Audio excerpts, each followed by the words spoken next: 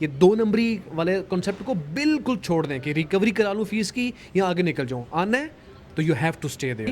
For example Sweden والے یہ بتائیں گے کہ بھائی یہ بندہ مشکوک ہے یا یہ بندہ ہمارے کاغذوں میں زیرو ہے. یہ میں آپ کو عام لفظوں میں بتا رہا ہوں. تو اس کی انفارمیشن جائے گی باقی 27 ملکوں میں, مطلب گریس کے پاس بھی جائے گی, اٹلی کے پاس بھی, اسپین کے پاس بھی, کہ بھائی جب بھی یہ ABCD بندے کو پکڑنا ہے اس کے اوپر ایکسٹرا چیک رکھو.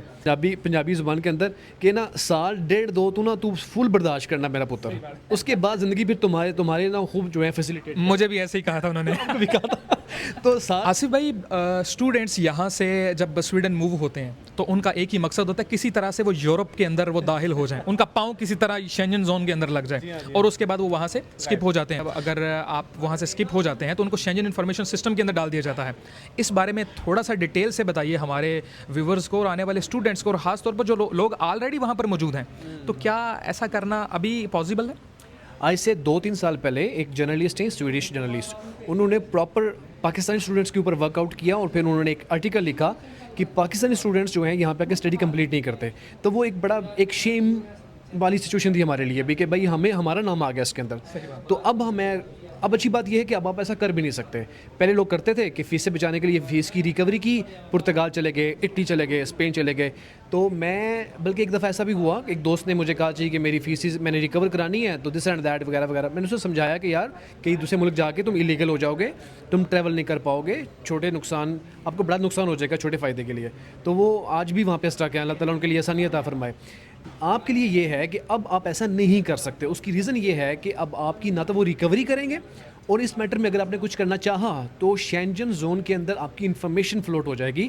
فار ایگزامپل سویڈن والے یہ بتائیں گے کہ بھائی یہ بندہ مشکوک ہے یا یہ بندہ ہمارے کاغذوں میں زیرو ہے. یہ میں آپ کو عام لفظوں میں بتا رہا ہوں. تو اس کی انفارمیشن جائے گی باقی 27 ملکوں میں, مطلب گریس کے پاس بھی جائے گی, اٹلی کے پاس بھی, اسپین کے پاس بھی, کہ بھائی جب بھی یہ ABCD بندے کو پکڑنا ہے اس کے اوپر ایکسٹرا چیک رکھو.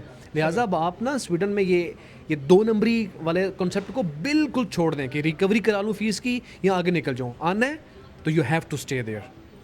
آصف بھائی, یہاں پر سیٹلمنٹ کے چانسز تو بہت ہائی ہیں. اگر آپ اسٹڈی کرتے ہیں اور اس کے بعد آپ کو دیکھیں 1 سال کا تو آپ کو جاب سرچ ویزا بھی آپ کو ڈائریکٹلی آپ کو مل جاتا ہے. جب آپ ڈگری کمپلیٹ کرتے ہیں تو آپ 100% اس کے لیے ایلیجیبل ہوتے ہیں. تو اس بارے میں بھی اسٹوڈنٹس کو بتائیں کہ بھائی اگر آپ وہاں پر سویڈن میں رہتے ہیں, وہاں پر آپ لوگوں کے لیے کیا چانسز ہیں.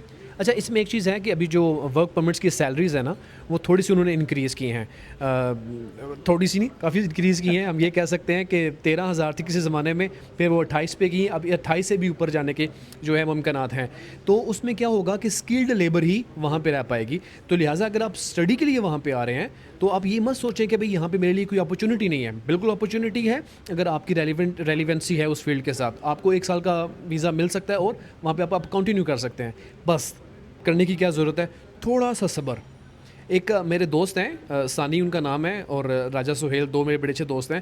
وہ اکثر آنے والے لوگوں کو سویڈن میں یہی کہتے ہیں پنجابی زبان کے اندر کہ نا سال ڈیڑھ دو تو نا تو فل برداشت کرنا میرا پتر, اس کے بعد زندگی پھر تمہارے نا خوب جو ہے فیسیلیٹیٹ. مجھے بھی ایسے ہی کہا تھا انہوں نے بھی کہا تھا.